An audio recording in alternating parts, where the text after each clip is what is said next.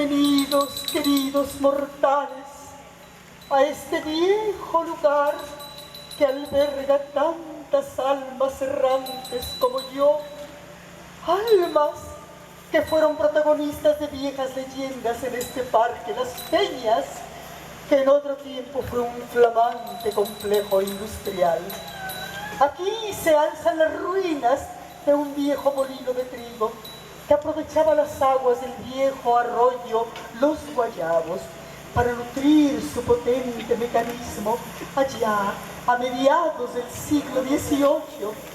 Este lugar es rico en naturaleza. Aquí los mortales vienen a tener sus días de campo que yo tanto echo de menos. Juegan, cantan, comen. Veo a los niños corriendo, brincando, riendo. Aunque últimamente los miro sentados largo tiempo, observando sus cajitas mágicas que casi no les permite disfrutar de esta naturaleza tan viva, tan hermosa. Pero en fin, así se dividen, parece. Desde dos grandes peñas se divisa todo el valle. La ciudad, mi ciudad. Ciudad Guzmán tiene la forma de una cruz. Una parte hasta la laguna, otra hasta el llano y otra hasta el cerro de la Escalera. Ciudad Guzmán es la cabecera de este municipio, Zapotlán el Grande. Tenemos un clima agradable por este parque nacional, por el imponente volcán, el Nevado de Colima, y por su hermoso espejo de aguas dulces, con tanta flora y fauna. Frutos dulces y maduros. Eso significa el nombre de Zapotlán, fundado a principios del siglo XVI por un fraile franciscano, Juan de Padilla. Pero claro que ya antes de la llegada de los españoles, ya estaba asentada aquí una comunidad indígena, otomí, bajo el dominio michoacano. El pueblo se llamaba Tlayolan. Hablaban zapoteco y la principal deidad era Zapotlatenan. Naturaleza, arte, arquitectura, educación se manifiestan con fuerza en esta región que yo recorro con alegría. Y esta noche, queridos mortales, se me ha permitido aparecer ante ustedes para relatarles algunas leyendas que ocurrieron en este Zapotlán y disfrutar así en su compañía del preciado ensamble de música antigua siglos pasados, dirigido por el querido maestro Enrique Flores. La noche es bella, los astros nos alumbran. Escuchemos, maestro.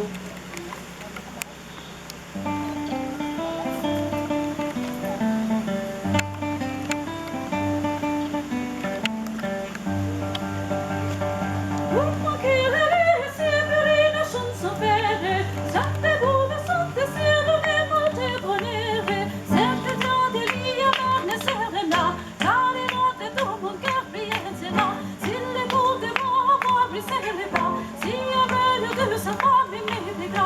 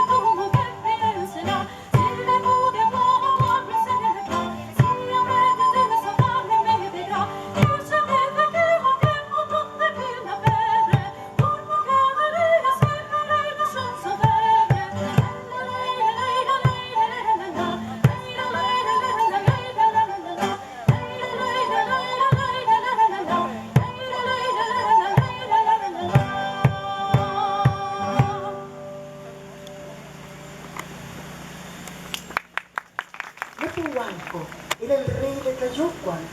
Según cuenta el códice de Cuautitlán, este hombre ofreció en sagrado sacrificio a su propia hija, Tonantzin, porque prefería verla muerta antes que unida a su sobrino Tlacotepetl, hijo de su hermano Nepohualpil, ya muerto.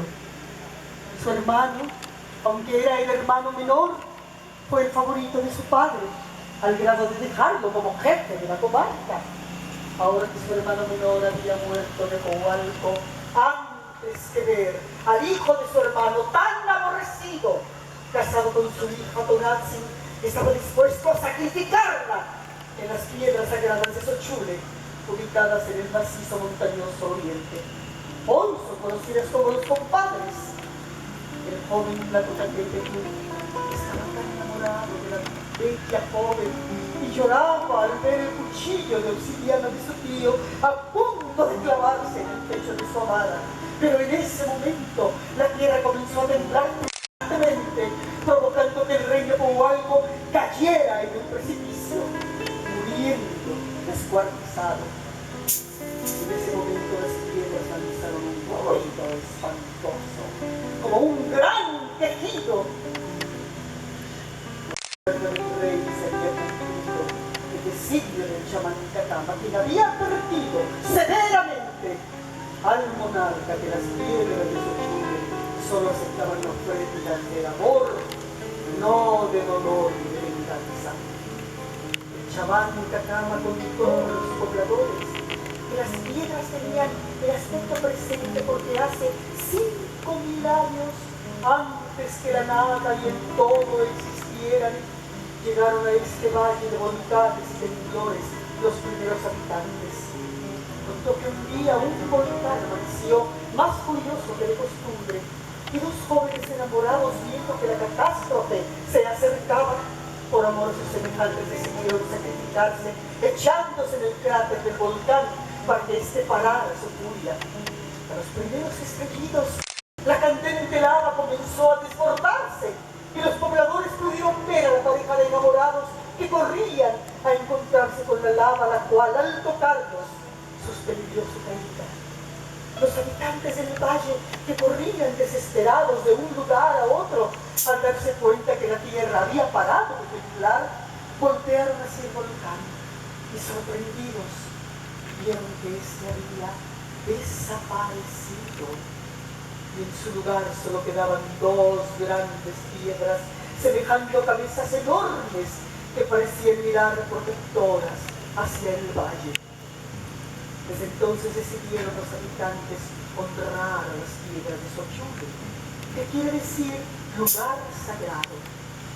Es por esto que las piedras solo aceptan sacrificios de amor y no de maldad ni venganza, y por esto acabaron con Nepohualco el rey. La princesa Tonantzin y su primo Tlacotepetl, ya libres de la maldad de Nepohualco, se casaron.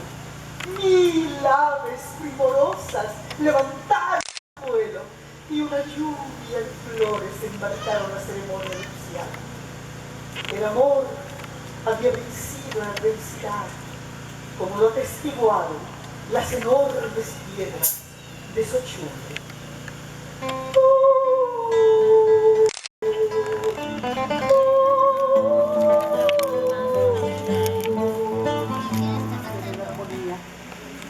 En un día soleado, con un cielo azul intenso, la multitud indígena miraba desde la playa una competencia en las aguas de la laguna. Se trataba del guerrero Tenamaxtalteca, llamado Canicentri, contra una mujer, campeona de 100 combates, la hija del cacique Lina Tlacoya, la que, vestida con su huipil, su valiosa tilma submayual de aves preciosas, se veía más atractiva. Iba venciendo a la valiente doncella cuando sintió de pronto que se desvanecía y cayó al agua. Al darse cuenta, el guerrero fue en su ayuda y la salvó. Al llegar a la orilla en su barca, enamorado de la doncella, la pidió por esposa, diciendo que así sus dos pueblos serían como hermanos y siempre habría paz.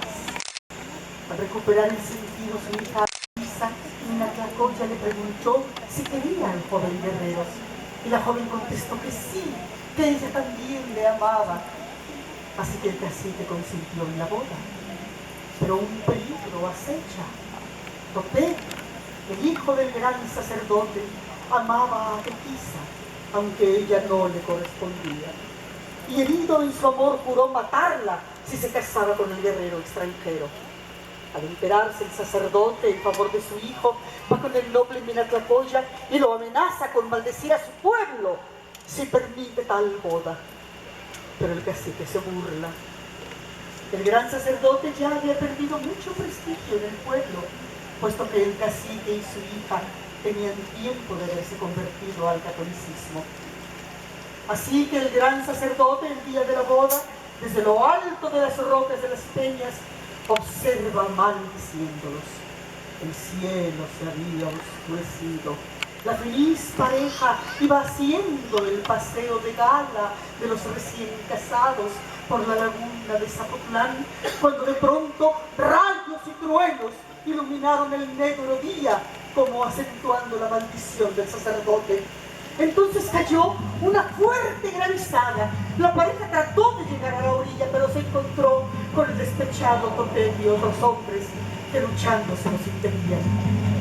Ya estaban por susurrar en las barcas cuando una enorme marejada causada por una tromba que ya venía de hacer estragos en el pueblo de Zapotlán se les vino encima, haciendo añicos las barcas cuyas astillas llegaron a la playa.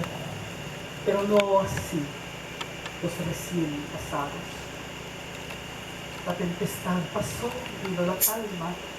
El pueblo espera signos de vida de la pareja. Nada. Perdida la esperanza, el cacique decide regresarse a su casa para llorar la muerte de su hija, cuando en la laguna tiene un objeto blanco que se acerca poco a poco a la orilla. Y con sorpresa ven que es la imagen de Cristo crucificado, formado con flores blancas. A este milagro el cacique dio un grito de júbilo, porque comprendió que el amor de su hija y su esposo había triunfado, y que esa imagen era la señal de que ahora la pareja estaba gozando su cariño con la bendición del Señor, su Dios. Es por eso que se tiene la costumbre entre los enamorados de llevar entre ambos una flor blanca a la laguna de Zapotlán y lanzarla a sus aguas, esperando que su amor perdure toda la vida.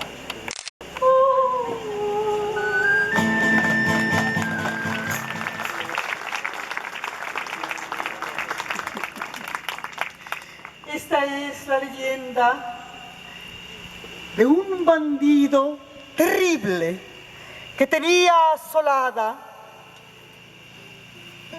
en el siglo XVIII toda esta región de Jalisco y Colima, robando, raptando, asaltando diligencias, huyendo siempre y escondiéndose en el Nevado y sus innumerables pueblos, sin que nadie pudiera dar con su guarida. Vicente Colombo se llamaba el bandido, se hacía pasar por un hombre muy poderoso. El bandido tenía una hija porque años atrás había tenido una hija con una mujer a la que había raptado. Esa joven murió triste porque estaba lejos del mundo, lejos de su familia, y queda su hija María viviendo en las cuevas, sin faltar comodidades, pero sin bajar al pueblo y viviendo con su papá. Era un hombre de negocios. Y dicen que el bandido tenía un telescopio que con tal potencia que veía a la gente del pueblo ir al mercado, a las fiestas, a dar la vuelta, y la niña quería ir al pueblo, pero el bandido no lo permitía. Pero cuando el bandido cumplió 15 años, el bandido se compadece de la joven y se va a vivir al pueblo. Yo conocí esa casa, estaba a la mitad de la cuadra y se salía por una calle y se entraba por otra casa. Ahí vivió la niña junto con su lana, gozando de una vida normal. Hacía amistades, se daban vueltas con los muchachos de la alta sociedad que la cortejaban. Y de pronto lo que a todas las jóvenes se enamora de un muchacho llamado Rafael. Pero su padre era bandido, seguía con su cuadrilla violando, haciendo robo y medio, y se escondía en las cuevas del volcán, cultivando al mismo tiempo amistades de gran alcurnia que no se imaginaban su vida de criminal. Pero a principios de 1910, un buen día uno de los bandidos que amaba mucho a María y ya lo había despreciado, decide traicionarlo. Así que revela a este bandido su escondite y la policía va sobre él, se arma la balacera y Vicente Colombo y su cuadrilla, la mayoría de ellos caen muertos. María, al saber lo sucedido y darse cuenta de la realidad de su padre, se va de monta. Estaba por celebrarse la independencia de México y Rafael va a servir a las fuerzas de Hidalgo. Eso entiende. Pero el famoso tesoro de Vicente Colombo no lo encuentra nadie. Pasa más tiempo y uno de los bandidos que había logrado escapar llega con un compadre al sitio del tesoro con 2 mulas para llevarse poco a poco sacos llenos de dinero, joyas, piedras preciosas. Y ya cargadas de riqueza, las mulas se niegan a caminar, por más que se les jala la correa, por más que se les golpea. De pronto se oye una voz tenebrosa que sale del fondo de la cueva y que dice: todo o nada. ¿Fuiste tú, compadre? No, yo para nada. ¡Ay, Chihuahua! Parece que alguien nos está espiando. ¡Apúrate, vámonos de aquí! Pero por más que se jalan a las mulas, parecen pegadas a la tierra. Ya amanecía y seguían tratando de jalar a las mulas, cuando se oyó de pronto la voz tenebrosa, más cerca de ellos, casi en su oído, que les decía: ¡O todo o nada! Y corrieron despavorados. Y ahí está todavía el tesoro, porque nadie puede llevarse nada. La gente que quiere llevarse los sacos no puede andar, se queda como clavada en el piso. Es la maldición del dinero mal habido que se quedó ahí. Todo el tesoro del bandido en uno de los muchos escondites del volcán.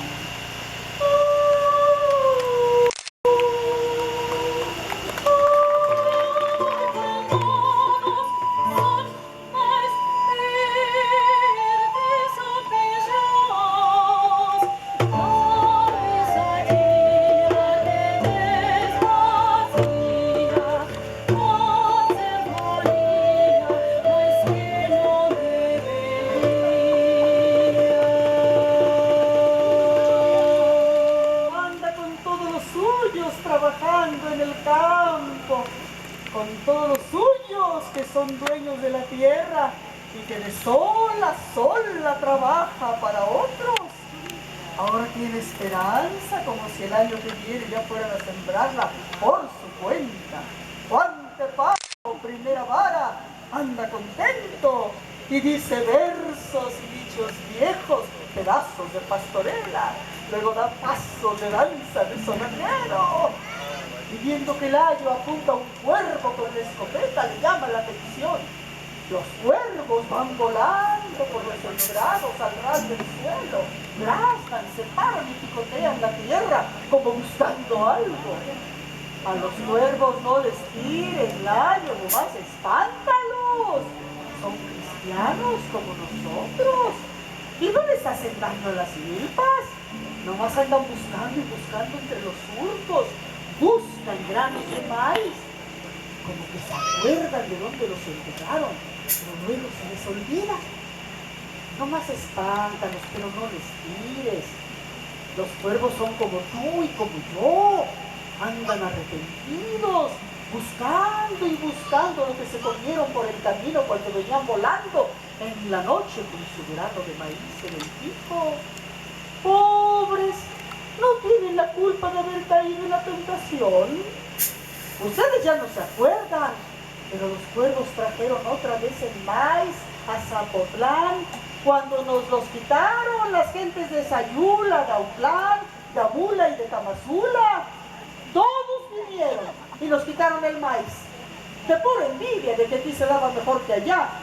Y por eso nuestra tierra se llamaba Tlayolan, que quiere decir que el maíz nos da vida. Pero los vecinos nos hicieron guerra entre todos. Nos quitaron primero la sal y luego se llevaron las mazorcas todas, sin dejarnos ya ni un grano para la siembra. Y nos cercaron el llano, guardando todos los puestos para que nadie pudiera pasar. Entonces Tlayolan se llamó Zapotlán, porque ya no comíamos maíz, sino zapotes y chirimoyas, calabazas y mezquites. Andábamos descriados, ya sin fuerzas para la guerra. Pero tuvimos un rey y su nahual era cuervo. Se hacía cuervo cuando quería. Con los poderes antiguos de Topicio Metocutli se hacía cuervo nuestro rey y se iba a volar sobre los sembrados ajenos, entre los cuervos de Sayula, de Autlán, de Amula y de Tamazula. Y veía que todos tenían el maíz que nos quitaron. Y como su nahual era cuervo, supo que los cuervos buscan y esconden las cosas. Y con los poderes antiguos de Topicio Metocutli nos enseñó a todos para que nos volviéramos cuervos. Limpiamos y labramos la tierra como si tuviéramos maíz para sembrarla. Y cuando comenzaron las lluvias, ya para meterse el sol, nos hacíamos cuervos y nos íbamos volando para recoger el maíz que sembraban los de Amula, Sayula y Tamazula. Y volvíamos cada quien con su grano en el pico, esconderlo en la tierra de Zapotlán. Pero como nos costaba mucho trabajo encontrar la semilla y todos teníamos ganas de comer maíz, nuestro rey cuervo dijo que los que se tragaran el grano por el camino se quedarían ya de cuervos, volando y graznando entre los surcos, buscando para siempre el maíz enterrado. Y muchos de nosotros no se aguantaron las ganas y se tragaron el grano en vez de sembrarlo en nuestra tierra, y ya no volvieron a ser hombres como nosotros. No les tires a los cuervos, Layo, con tu escopeta. Ellos trajeron otra vez el maíz a Zapotlán. Y los que cayeron en la tentación no tienen la culpa. Querían comer otra cosa, ya estaban hartos de zapotes, de chirimoyas, de calabazas y mezquites. Por eso andan volando todavía por los campos. Cuando vieron que nosotros cosechábamos maíz sin sembrarlo, porque no teníamos semilla, y ellos sembraban y no se les daba, las gentes de Sayula, de Amula y de Tamazula hicieron la paz con nosotros y nos dejaron ir por la sal a las lagunas de Zacualco. ¡Ay, los veo! ¡Ay, los veo! A Juan Malo y a todas las gentes sembrando su maíz, porque ahora hay mucho en Zapotlán. A la hora de comer, Juan Tepamo cuenta un cuento, y al ver que un cuervo pasa graznando por encima de la lumbre apagada, dice riéndose con el filo de la mano en los ojos: ¡Mira, Layo! ¡Ahí va volando un cristiano!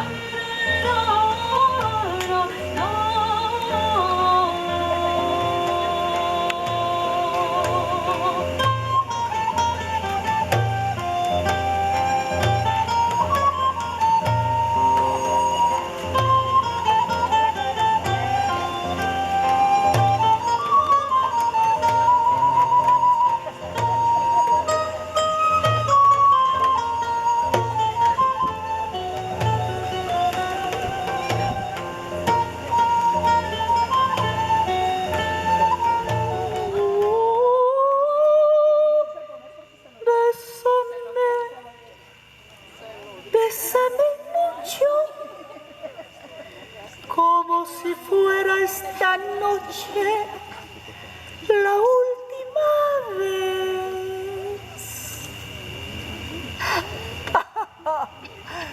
¡Larará!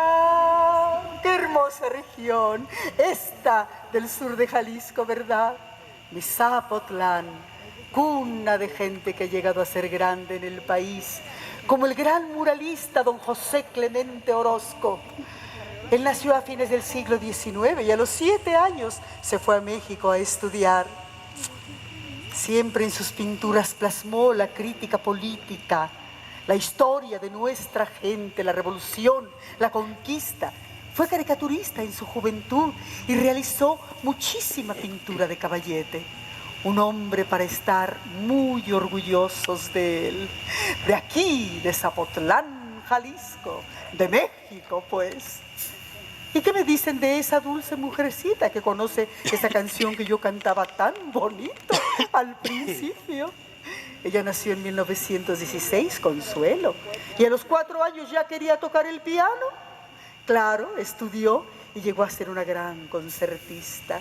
En la Ciudad de México, en la radio, tocaba música clásica, pero poco a poco fue metiendo las canciones de su inspiración y la gente comenzó a pedirle más y más. Y ella, sin haber dado un beso antes de tener novio, a los 19 años había compuesto esa canción que le dio y le sigue dando la vuelta al mundo. La han cantado los más grandes intérpretes.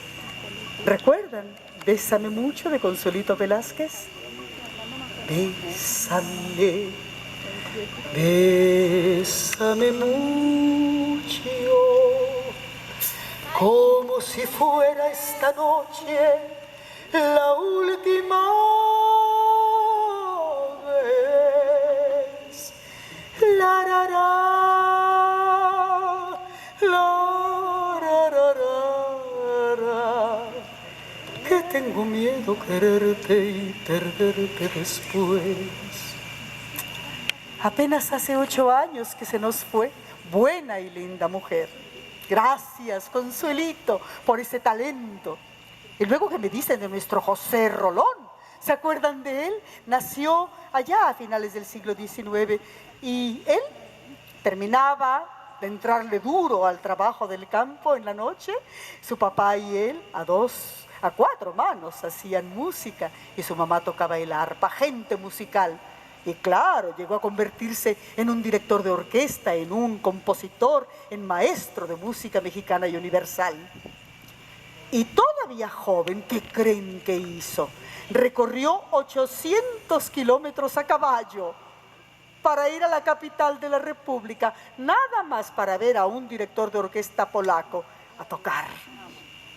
Él estudió en el Conservatorio de París, tomó cursos de filosofía, se enamoró de una francesa muy culta y recorrió con ella lo mejor de Europa.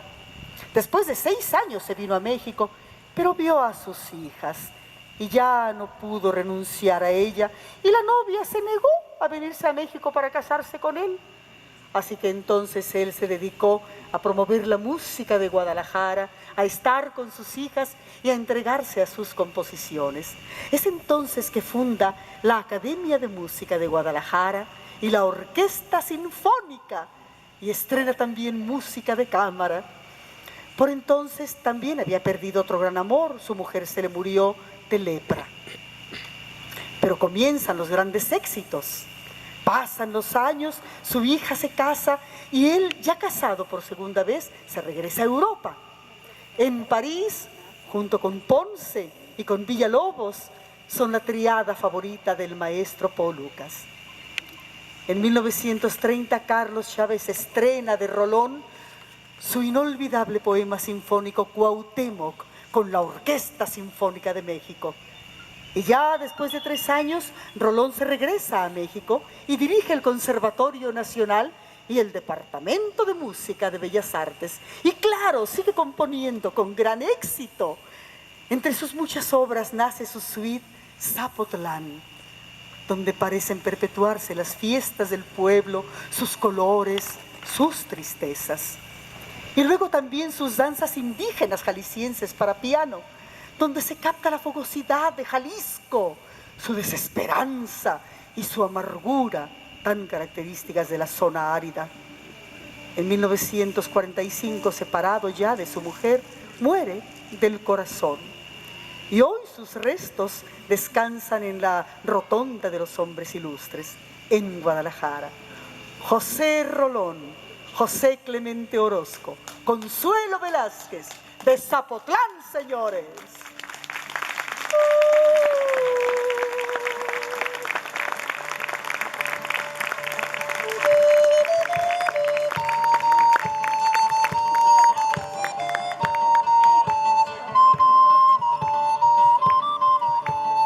Maestro autodidacta, hombre de 100 trabajos, Juan José Arreola se murió a los 82 años. Para él la muerte era natural y también placentera. Él pedía nada más morir en paz, ser incinerado y cubierto con estiércol encima, y luego en un mandarino florecer y regalar a los hombres frutos parlantes, la palabra, el lenguaje, fuente infinita. Juan Rulfo y Juan José Arreola fueron dos maestros esenciales en la literatura mexicana. Arreola decía: siempre he creído que en el principio fue el verbo. Todavía no he acabado de nacer. La Feria fue una de las grandes novelas del siglo XX, un coro de voces pueblerinas con un sentido del humor maravillosos, perfecta en su confluencia de voces. Decía Arreola: me despido de ustedes con el corazón en las manos. ¡Ay! ¿Dónde está? Se me perdió. Hace tanto tiempo que ya no sé dónde está. Arreola, último juglar, hombre generoso, que hizo escritores a muchos talentos jóvenes. Apegamiento a la tierra somos, decía. Somos el vaivén de un alma a otra. Estamos oscilando cada día en entregarnos a ese mundo de ensueños y realidad. Y en la medida de nuestras fuerzas tratamos de deshacer siquiera uno de los innumerables puertos de este mundo que tenemos al alcance de la mano. No debemos despegarnos de la tierra que nos sustenta, y somos como árboles que se desarraigan y deambulan. Nos es dado, gracias a la fantasía y a la voluntad, el heroísmo, siquiera sea en aras del sueño, el heroísmo de seguir viviendo y transformar las circunstancias de la vida diaria en aventuras de sueño, día y noche en nuestra persona. Estamos como Quijote y Sancho, tejidos como materia de los sueños. Quijote y Sancho caminan con nosotros, doble figuración del ser humano, porque en el ensueño de Cervantes, Quijote y Sancho somos cada uno de nosotros, la historia universal del hombre interno a través del Quijote y Sancho. Arreola, nuestro gran Juan José Arreola, nace en 1918 y muere en el 2001. Y es así, queridos amigos, que después de escuchar todas estas leyendas, que nos despedimos en esta noche maravillosa, regresaremos a nuestro descanso eterno, mientras el maestro Enrique Flores se irá de esta ciudad a continuar en vida, llevando esta maravillosa música a todos los lugares. Gracias, maestro, por esta música. Gracias, Marcela, por habernos llamado a escuchar las leyendas de nuestro sabio real.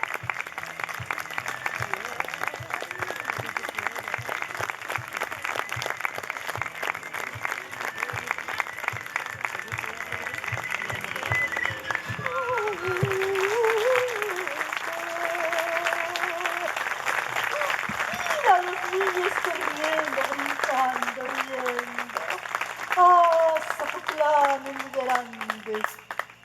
Gracias, queridos amigos.